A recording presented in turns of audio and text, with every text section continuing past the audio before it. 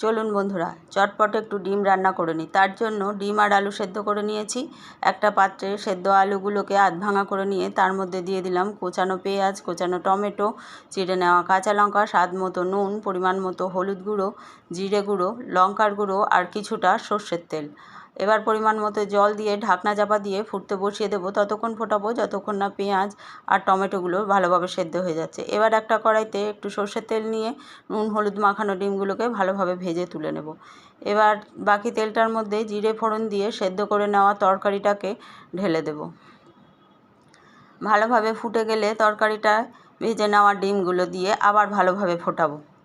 ফুটিয়ে নিয়ে এবার তার মধ্যে দিয়ে নেব গুঁড়োর গরম মশলা। আবার ভালোভাবে মিশিয়ে নিয়ে